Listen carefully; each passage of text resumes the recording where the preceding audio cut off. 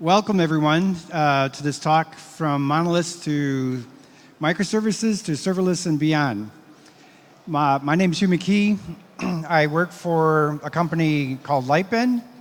We're the company behind the Scala programming language, which is open source object functional language. We're also the company behind Akka, which is the actor model on the JVM. You may have heard of the Play framework, which is an asynchronous framework for Java and Scala. And there's another framework that's open source called Logom, which is a microservice framework. But today, I'm here to talk about this, what I think is really a really interesting time for us. You know, we're getting ready to head into the third decade of this century. You know, 2020 is coming, right? We're just months away from it. The third decade. And I'm very excited about what I think will be happening starting like now, but it's kind of really in 2020, where I think we're going to be moving into an age of some pretty rapid change for all of us as developers and people that implement systems. So I wanted to kind of walk through something like this and maybe put some things in perspective about where we are, where we might be going, and so on. And then there's the beyond part, which is where I'm going to kind of make a fool of myself and predict a little bit about the future, which is ridiculous. I know I'll be wrong, but I love thinking about the future, so I'll maybe throw some things out there at the end. So throughout this talk, I'm going to be kind of using this visual, this kind of visualization. And I love this screen. I want one at home. Just take it. Yeah, I'll take it. Where I want to kind of show things visually instead of lots of words or whatever. So you can probably tell what I'm showing here just by looking at it. But just as a quick review, on the one end, this is representing a monolith. And then kind of next to it, it represents microservices. And then next to that represents serverless. And then there's the beyond part, where I'll make a fool of myself with some predictions. But when you look at it like this, you can kind of see the trend, that there's something going on. And the trend is we're going from, coarse-grained types of software implementations to ever finer-grained software implementations. So one question that we should ask ourselves is, why are we heading in this direction? And I know, like for me and for a lot of us, we're doing it because it's cool. Oh man, I want to work on some microservice stuff, or I want to work on some serverless stuff, and because it's all this cool stuff, I need to have these skills and so on and so forth. But I think our responsibility is that we should only we should justify what we're doing. Any kind of significant change in the technologies that we're using to build systems based on this one factor, that we're increasing the innovation velocity is the way I think about it. How fast can we implement features? So any of the cool technology we want to go to, we should be justifying it to ourselves, to our management, to our business sponsors, to our users, to our customers, with our ability to innovate faster. Because this is the significant competitive advantage. In my role, I used to work at Hewlett-Packard. I was in IT. Before that, I was in consulting and worked with a lot of different customers. Now at Lightbend, I'm in a company that interacts with a lot of different companies. And I think one of the biggest risks I see with a lot of different companies is they are not in a position to innovate quickly. They're using technologies that are holding them back. And other companies, their competitors, are using technologies that give them the ability to innovate quickly. So it's all fine if we want to use some cool technology, like I'm dying to go head first into serverless and just do serverless like for the whole next decade, for example, as a developer, as an architect. But I also feel comfortable with that because I think it's a way that is going to significantly increase our ability to innovate. Now, the other thing I think that's driving this is that we want things to be finer grained so they're quicker to deploy. And there's this independently deployable units that we're building. But more importantly, and I think this is something that we don't put enough emphasis on, is that we're building, taking a big system, one single system, and breaking it apart into ever finer grained systems like microservices, the serverless, that the components that we're building should be as loosely coupled as possible.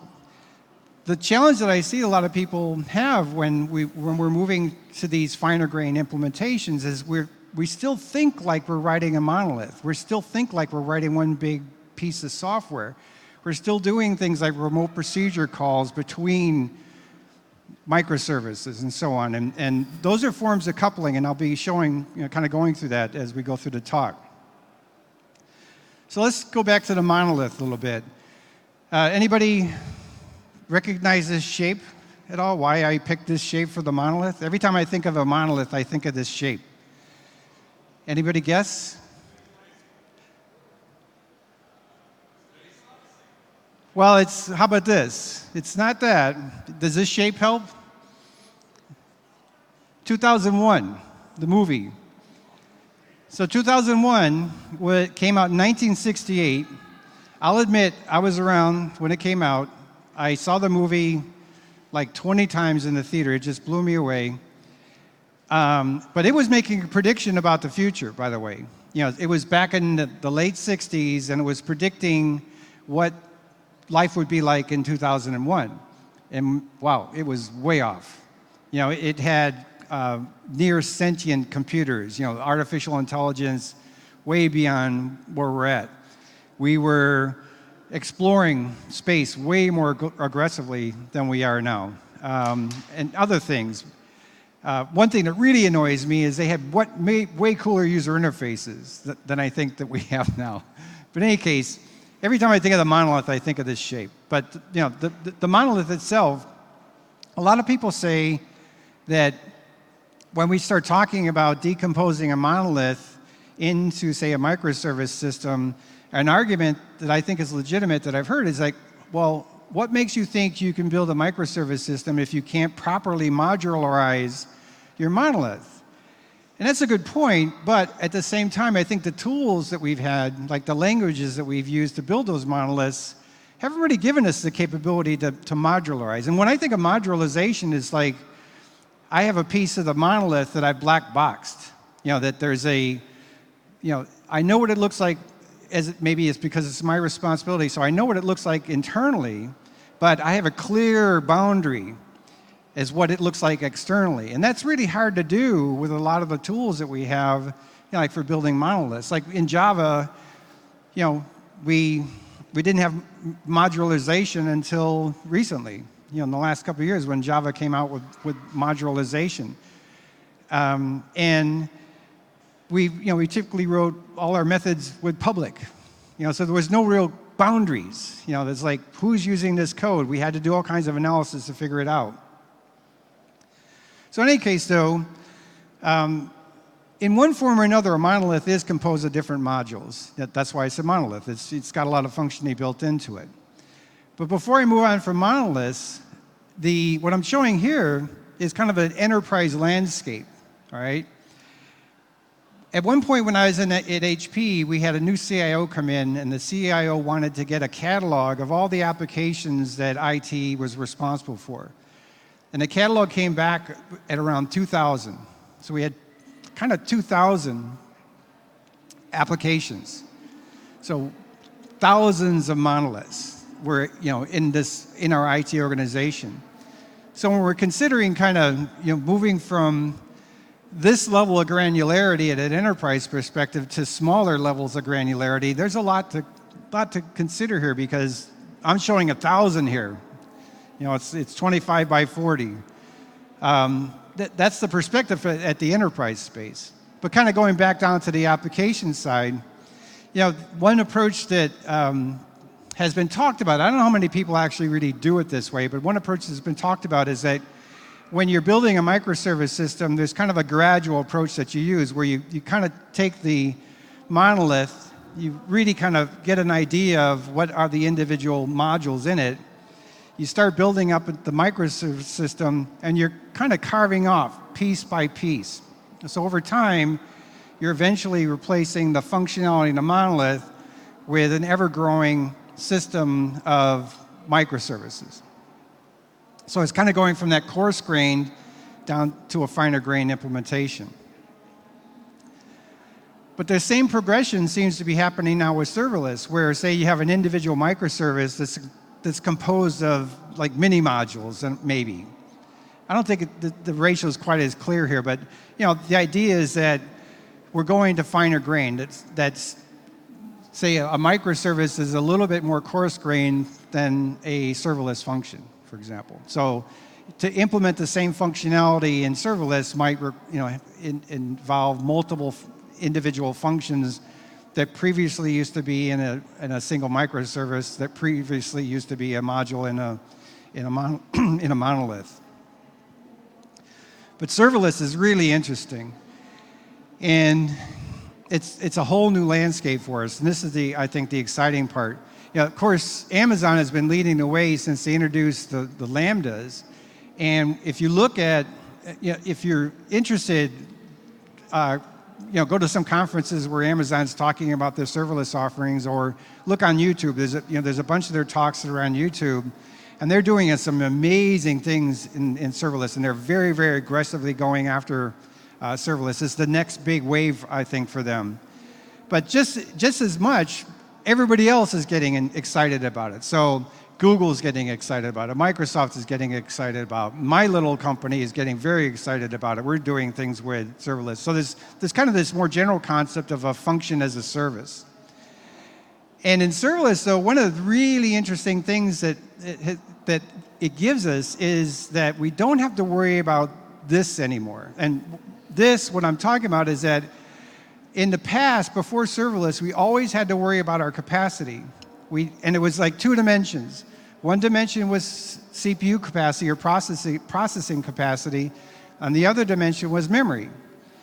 So in general, processes, we'd set up some capacity, and we'd start running some processes or process in that capacity, and that thing's running along, and it's varying. Sometimes it's using up more CPU, sometimes it's using up more memory.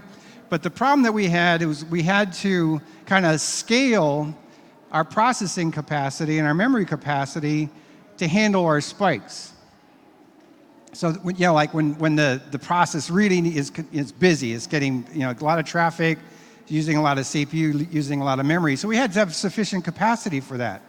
So we were always playing this game. And this was one of the things that drove me nuts. Like I was on an IT team, I was a developer, and then ultimately somebody comes to us and says, well, how much capacity do you need? And we go, I don't know. Do you know? How much capacity do we need? So we would kind of go, well, give us 16 CPUs and whatever. We'd make some decision. And hopefully everything ran. But often, though, when things are running, you were not running at peak time. And so the green represents the capacity, the current utilization, the capacity of the process. So maybe we're idling along, nothing's happening, and then we get a little bit of a spike, it goes back down, a little bit of a spike again, maybe another close to big spike, but there's a lot of gray areas showing here. And the end result is, and this is a statistic that I remember hearing from my management, was that Hewlett-Packard made servers. In IT, we had tens of thousands of servers. Our overall utilization of those servers was 10%. And that drove our management nuts. They paid for all this lovely hardware, all this lovely capacity, but in general, we're always using around 10% of it. So along comes the cloud, something like that, or virtual machines, but it's the same thing. We're a virtual machine is just divvying up some of the capacity of the physical infrastructure. Running along, we're running processes, everything's fine. But even in the cloud, typically our utilization that we're paying for is 10%. Because we're some of you guys can, if you're running in the cloud, maybe are using the elastic features. VMs can scale up elastically and scale back, but many of us are not. The result is we're not using a lot of that capacity. Along comes Kubernetes. I love Kubernetes. It's great. Kubernetes does a really great job, but basically what we're doing with Kubernetes is we're giving it a cluster of capacity. There's those 2 dimensions. And Kubernetes knows every box, every virtual machine, one of the things you're telling Kubernetes is how many processors does it have and how much memory does it have. And then when things run in this environment, you're running with pods. And pods run a container, and containers run processes. But when you run a pod in Kubernetes, guess what? You're giving Kubernetes those 2 dimensions again. You say, yep, I have this pod, and it needs this much processing capacity and this much memory capacity.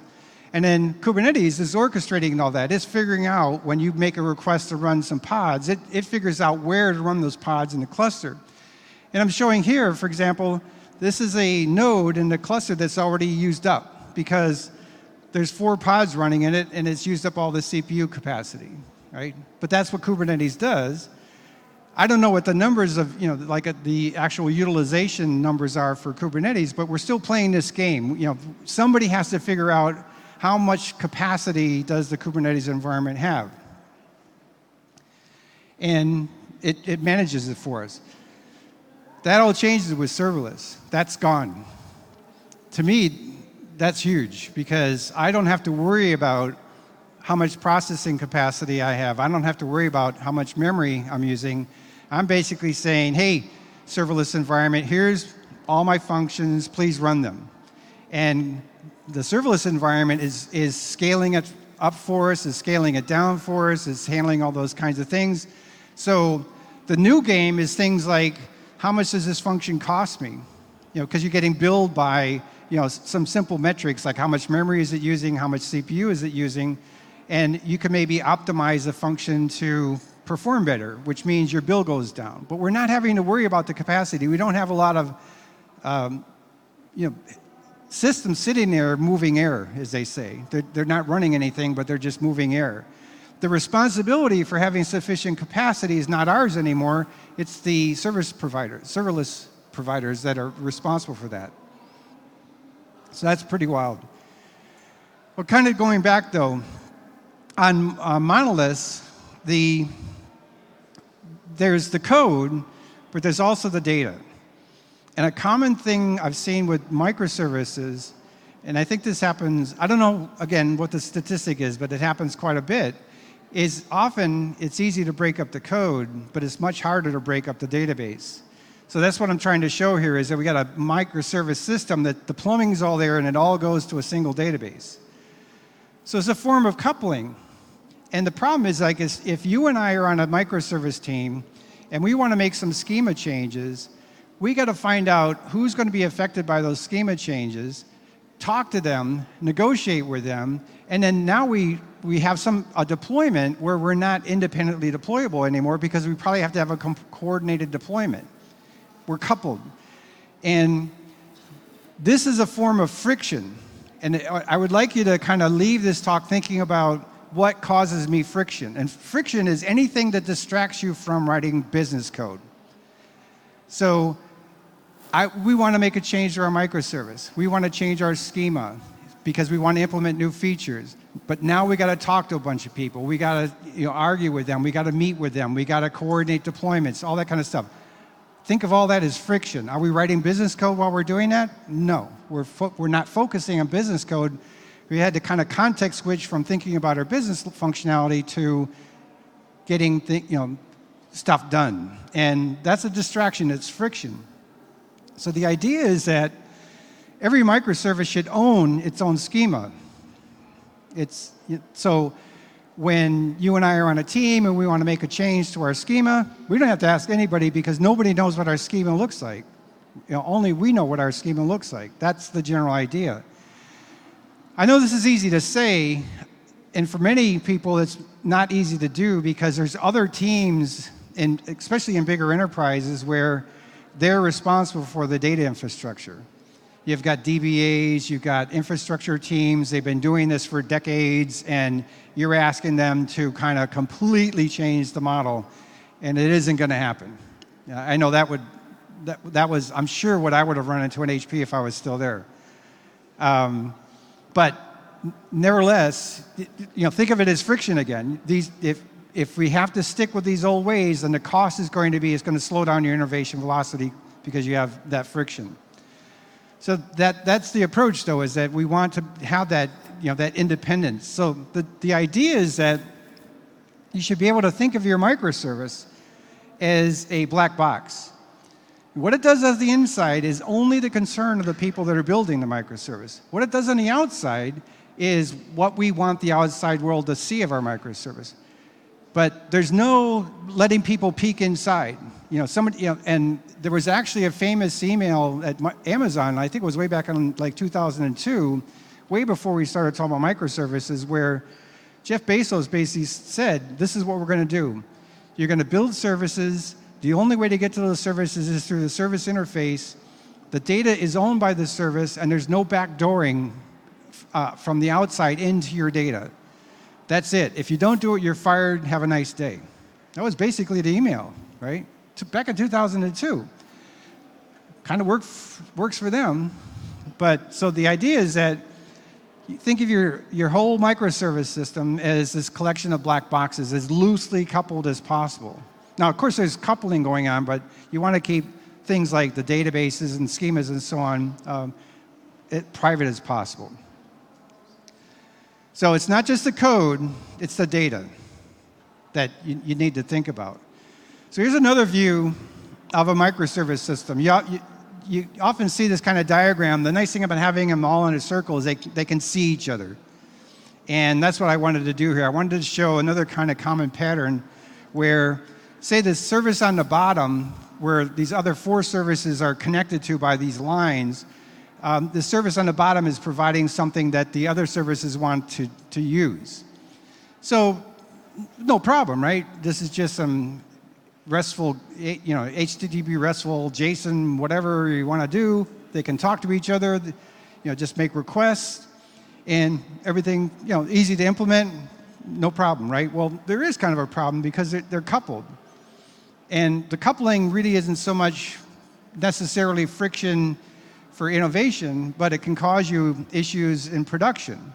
So say the service that these other 4 services are dependent on gets sick. Maybe it slows down, maybe it goes down, it's offline. So basically, when there's something wrong with that service down below, there's something wrong with the services up above. You can do all the circuit breakers and everything that you want, but when that guy's broken, these guys can't do what they normally are supposed to do. So another approach is something like this. So it's the same it's the same kind of basic microservice system, but what I'm showing here is that there's some kind of a message bus. So the lines coming off the message bus are, 1 or more topics that are connecting the services to the bus. So just to walk through a little scenario, and just for fun, I threw these blue boxes. I'm calling the analytics services, and I'm just trying to show even analytics services, things that are like have machine intelligence behind them and so on. That's on the inside. On the outside, all we care about is like, okay, we built this really cool fraud detection service. Well, that's cool.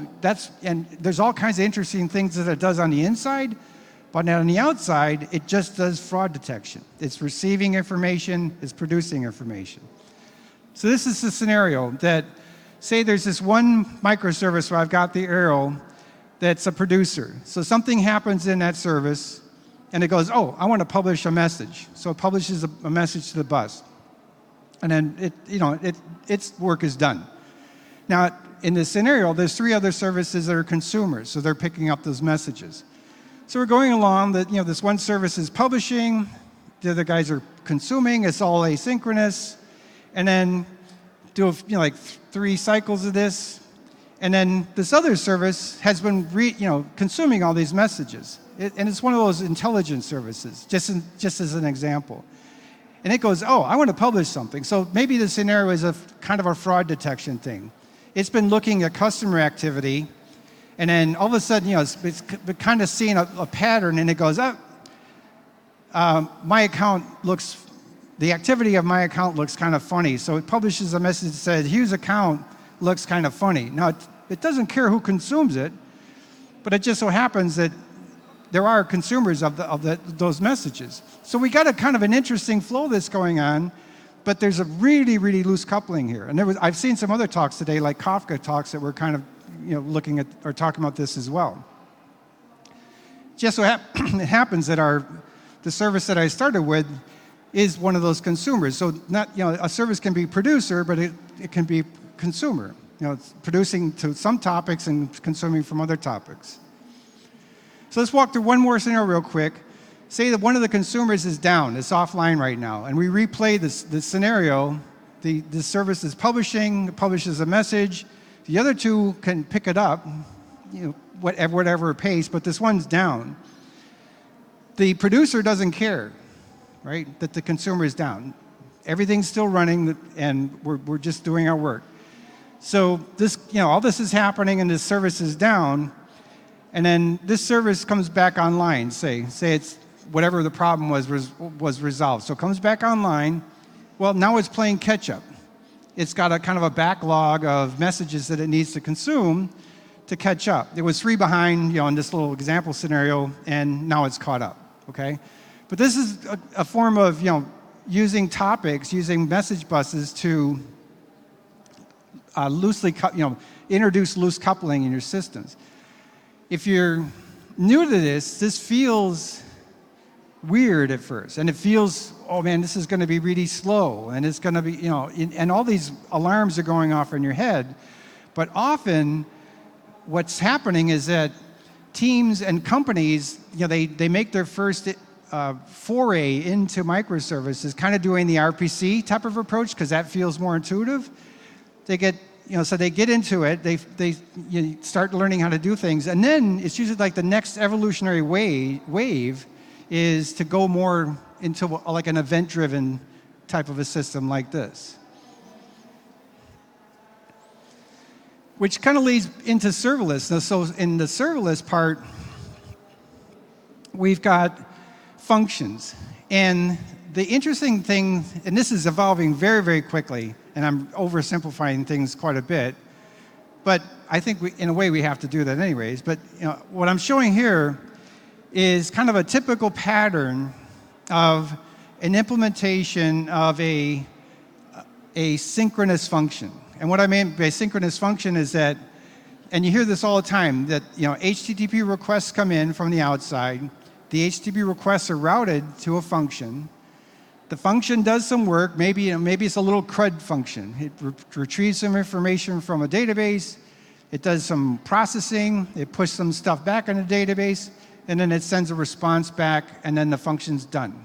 And then you have this function all written, and when the traffic comes in, the serverless system is creating multiple instances of this function to handle the current load. So if you're getting a lot of traffic coming in, more and more instances of this function is running so that you can have sufficient capacity to respond to them. And when the traffic slows down, it'll scale back, and they always say scale to 0, meaning that nothing's running. So you're not paying for anything. So you're only paying for things when processing is occurring, which is really cool. Again, we're not worried about the infrastructure anymore. We're not scaling anything so that we have sufficient capacity anymore. Another pattern, though, that I think is even more interesting is a little variation, but instead of, say, retrieving directly from the outside world, you have a function that's consuming from some kind of a topic, doing some work, and then maybe producing to another topic, all right? So the subscribe and the publish.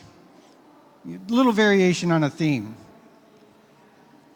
And this one is kind of more me, but it's like a little variation on the synchronous function where, yeah, we get a request come in, we do some processing, maybe we do some CRUD stuff or whatever, but maybe we also are a publisher. But the thing is, what's kind of emerging is that we have something new here in a way where we have some nicely constrained building blocks for how we can build systems.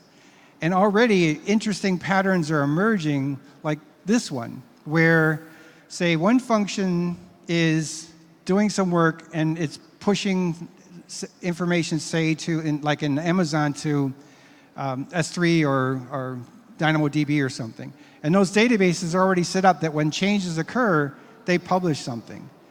So they just publish something to a topic that's picked up downstream by another function. So you're starting to set up a flow here, right?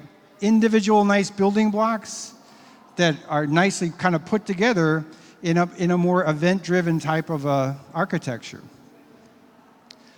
So this is where I think things are going to get really fun, right? Where we can build these flows. And I mean, it's hard to keep up. It's like every day I see new articles about new functionality that Amazon's implementing or Microsoft has implemented or Google's implemented, and they're going crazy with this theme. But I think the fundamental theme is that we're moving into this really much more event-driven type of an architecture.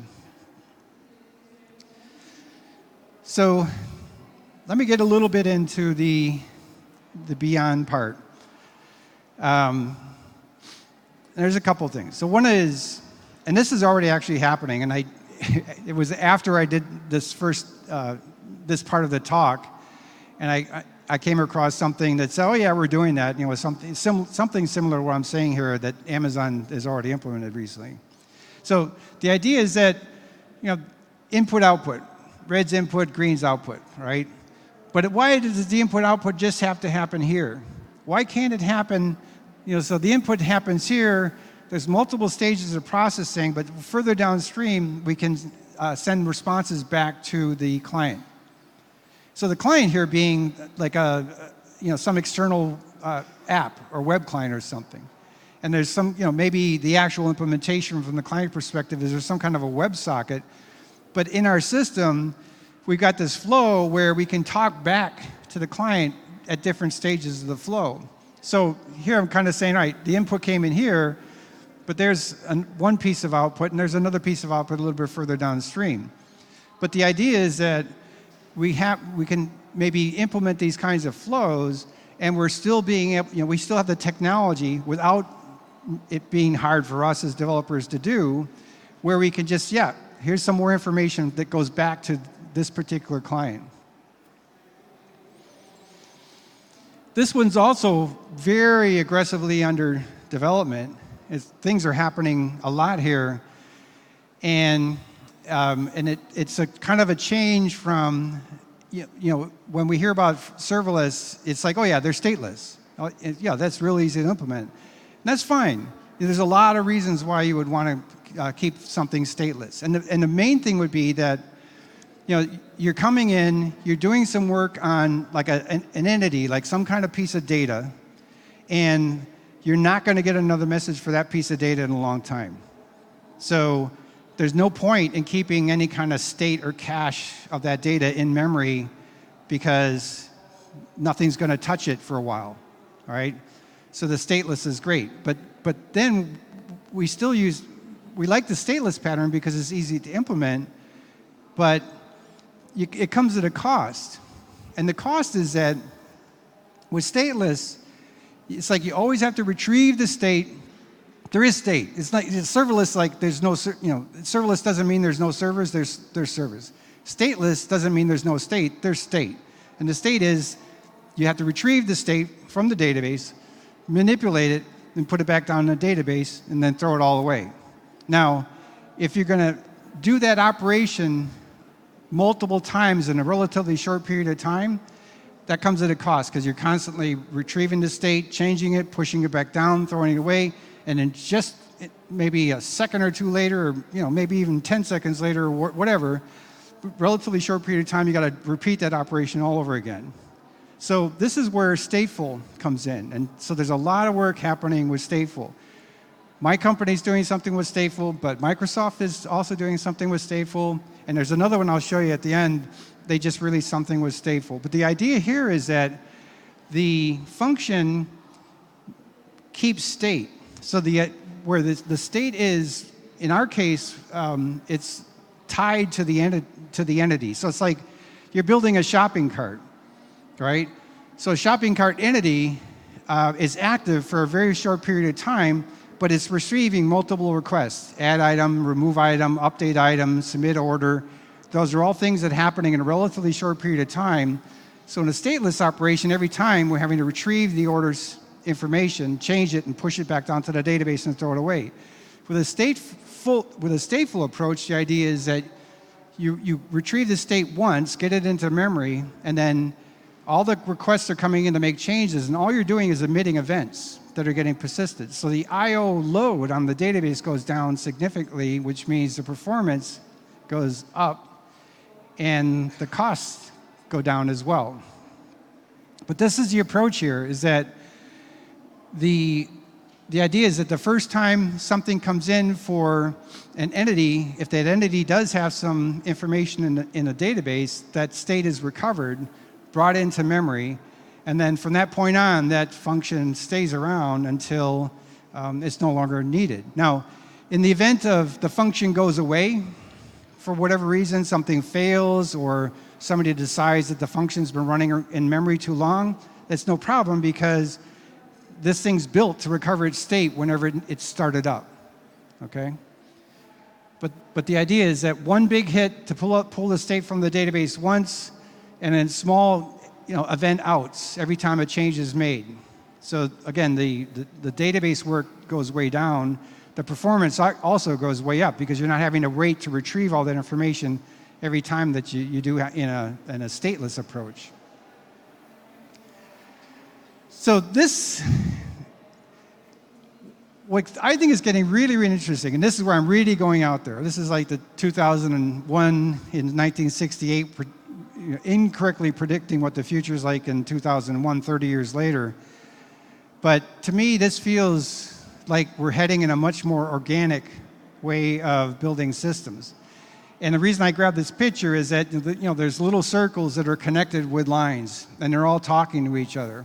And that's kind of the picture that I think has emerged. If you kind of, I think what we're going to be doing soon is that we're going to be building kind of event-driven systems using some form of stateless or serverless technology, where we're thinking about the flow, the business processing flow, with discrete units of functionality that are linked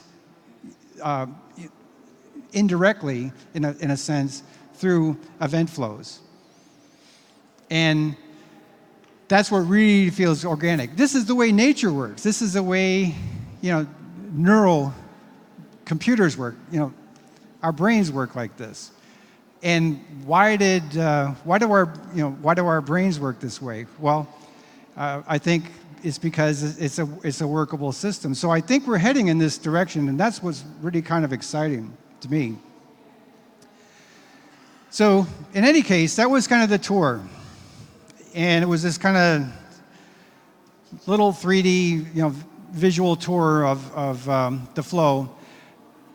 I think hopefully you got the idea that I'm kind of excited about serverless, and I really am. But the other thing I really like about it, again, is, and actually I'm thinking more that the term that I'm looking for is frictionless. Less friction. When I'm building a system, or when we're building a system, again, think about all the things that are not related to actually innovation, business function innovation. All those other things, think of them as friction. They're distractions. We're having to do context switches away from thinking about making the system better by implementing stuff. And I really think that that's where we're heading. So there's 3 places you can look for if you're interested. We're working on a project called cloudstate.io. But just as I was finishing this presentation, I finished this up about a month or so ago, I heard about statefun.io. So that's not part of my company, but it's another form of stateful serverless. And then I think it was like last week or something, I heard about the announcement. This is, I think it's Distributed Application Runtime. I think it stands for DAPR. That just came out from Microsoft. So that's another one. So again, things are happening very, very fast in the serverless world. But I think also that it's justifiable, and we have to keep it justifiable, in that it's giving us that ability to innovate faster. So the talk is available at this link. And I really appreciate your time. Thank you very much.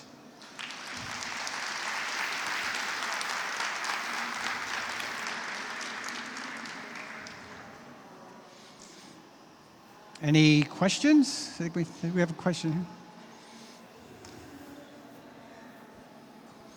Thank you for the presentation. And the question is follows. What do you think? Is there any benefits in using serverless approach if we use on-premise bare metal? If you use what? On-premise bare metal. So the question is using serverless on-premise. Yeah, for sure. But it's like, it's really not, there's still, I think now more than ever, there's going to be a separation between what you're doing on top of serverless and who's taking care of the serverless environment. And the two shall never meet, right? We're split. So who's ever taking care of the service environment, we should not be talking to them about capacity. They shouldn't be asking us, how much capacity do you need? Those types of things. It's separate, right? Because why are you know, because think of it, it's friction. If they're bothering you, they're slowing you down, and they shouldn't be bothering you. If you go to Amazon or Google, nobody's going to bother you, right? But you get a bill. Only money. Pardon me? Only money. Only money, right. And that's often the missing piece in on-premise.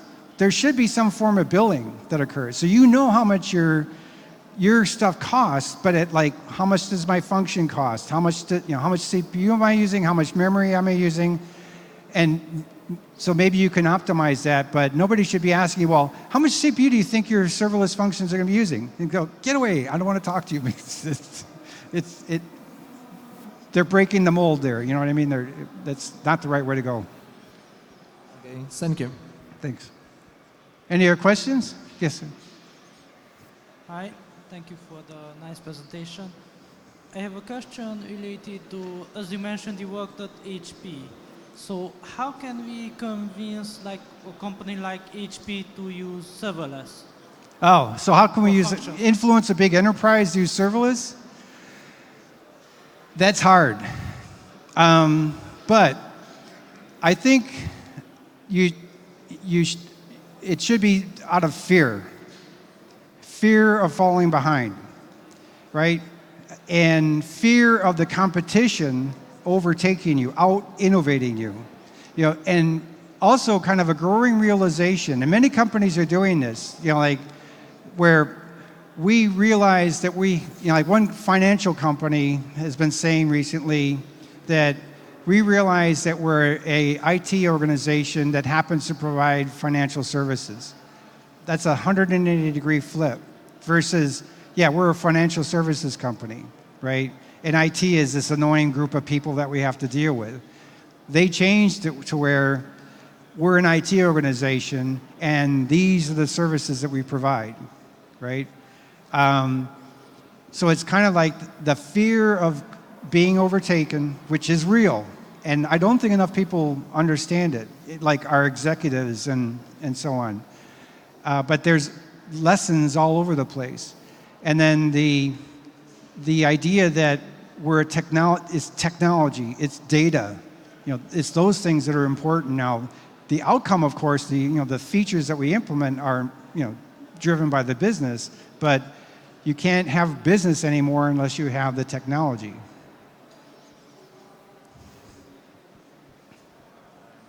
And which message bus is your favorite? Well, which message bus is my favorite? I love that question because, and this is just me, personal, my answer, okay? I don't want to get in trouble with, it's not Lightbend saying this, it's just me, but message buses are extremely important. And I think they're getting even more important as we're moving more into event-driven types of systems. But I think they're sinking below the abstraction layer. That, when I showed you the functions, they just receive events and they emit events. I don't care about the message bus. I'm just writing code that consumes and produces. That's all I care about. I care, it's topics, right? How it's done, it's like, I don't care what servers I run on. I don't care what network I run on. I don't care about any of that, right? That's where we're heading.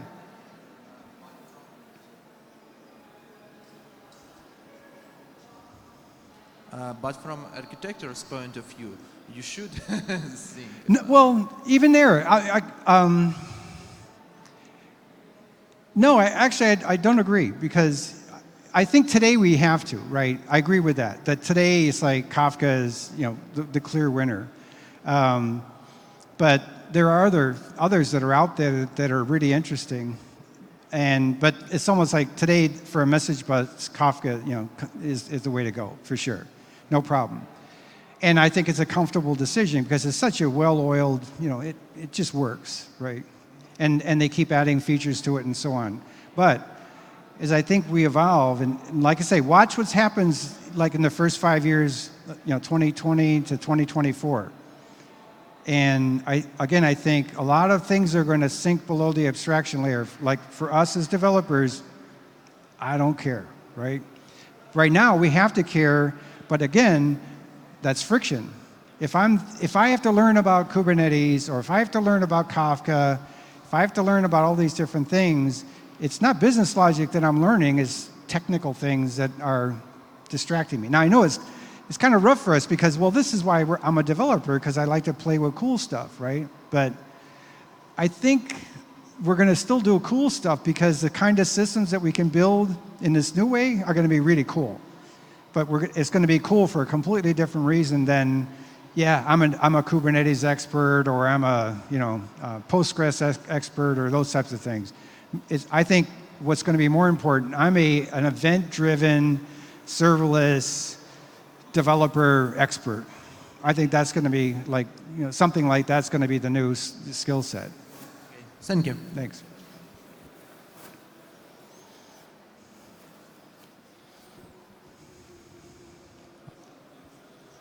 Thank you for your presentation.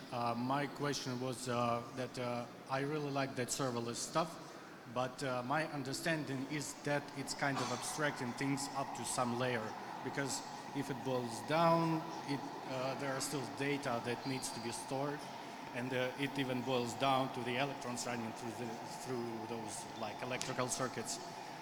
Can you maybe somehow comment to what extent is serverless useful for us as developers? So I couldn't hear some of it. So what you're saying is if something goes down, something breaks? No, I mean the abstraction layer. Oh. I mean, serverless, it can be abstract up to some extent. Right. Yeah, but down we are still working with just raw data and raw bytes. It's kind of like where the abstraction layer is at and what's under the abstraction layer, and yeah, up to what extent things can be serverless. Yeah, but that's a good thing. But think about where we're at today. We live now on top of some pretty powerful abstraction layers, and we have little to no curiosity about what's happening below them. You know what I mean? Like, it's like when we were writing machine instructions, we were worried about things that we don't even worry about anymore. You know what I mean? So higher level languages came along, and it raised up these abstraction layers. And then now things like databases come along, and Kafka comes along, and messaging is a whole new abstraction layer. I mean, so we do have to understand certain things about Kafka, for example, but a lot of things that it does, we don't care about. You know what I mean? And I think that's just going to continue, but it's actually going to be a big jump where when we go to, as we move into serverless, like I say, the whole server part, we don't care about anymore. We just don't care. That's a huge abstraction that we care about now that's gone. And we simply will not care about what hardware we're running on. Because if some physical machine breaks when our functions are running, we don't have to write any code to deal with that. We don't have to worry about it. Other than, maybe what impact does it have on our messaging and so on, right? But you see what I mean? The abstraction layer is so high above like the things that we used to worry about a lot. Thank you. All right. There's a question over. Hello, thanks for presentation. My name is Vladimir, and the question is, basically we've done recently the evolution from Monolith to microservices, and one of the issues was basically what's the best way to share a huge amount of data between the microservices. Maybe you can list a couple of common practices. For right now, we've chosen a way to share the data via simple database view, but looks like it is not okay, so we are doing an investigation on where to move to make it accurate and performant and microservice suitable. Yeah, so, I mean, good question. And if I understood it, it's like, you have some scenarios where there's a large volume of data that needs to be shared. Exactly. You're right.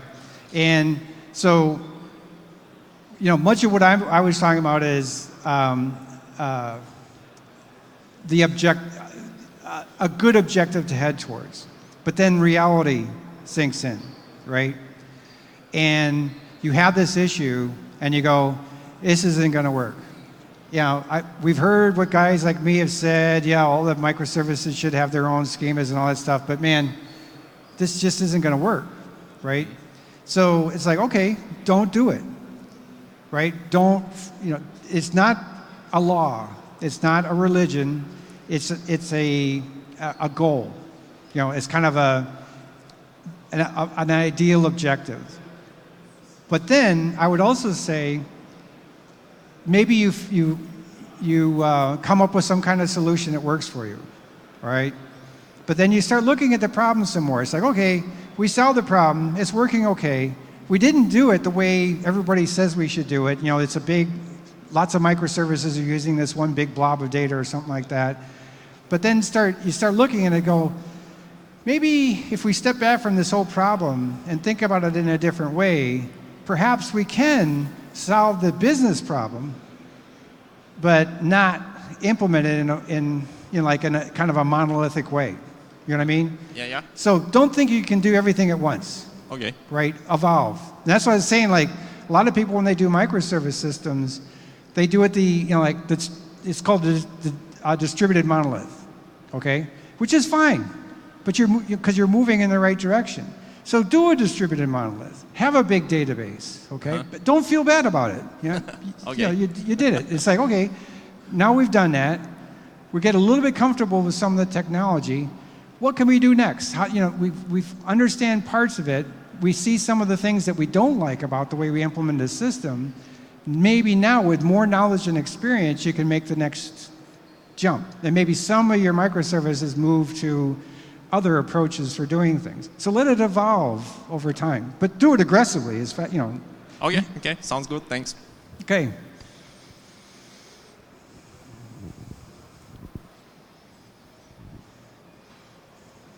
Question here?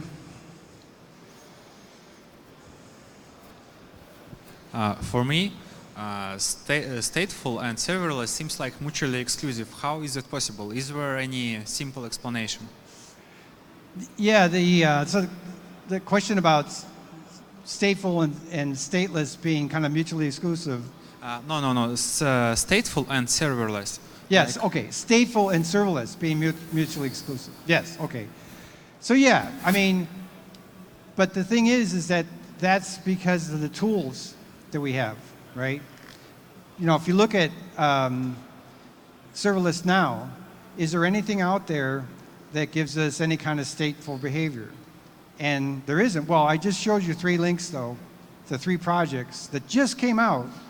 They're in the works that introduce it. So now you can look. And they're all motivated by better performance. But for us, they're giving us the tools to build stateful serverless functions, functions as a service. That's what we're working on. For example, my company's, as I mentioned in the beginning, it's the company behind Akka, which is the actor model. So internally, the implementation of stateful functions is actually an actor system. But that's not our concern as developers. We're just writing stateful functions, right? But it's giving us the framework, basically, for being able to do that. So now, in that kind of a situation, it's not mutually exclusive. It's a tool that we could use. But I also said that it doesn't make sense for all functions to be stateful. But the real driver for that is, think of it as you're retrieving some state. The state is usually some kind of a business object, right? Like an order or IoT device or whatever it is. You're retrieving that, making some changes to it and putting it back down. That's a stateless pattern, right? And if it's an IoT device though, it's probably getting regular messages. So doing it stateless comes at a cost. Doing it stateful would be a nice optimization. So there it would be nice if we had the tools to do it that way. So so it's the mutual exclusion, and our aversion to stateful is usually driven by the technologies that we have for doing it, or the lack of the technologies. Okay.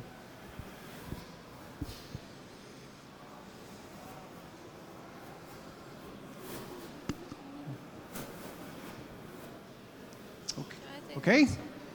We're done. Thank you.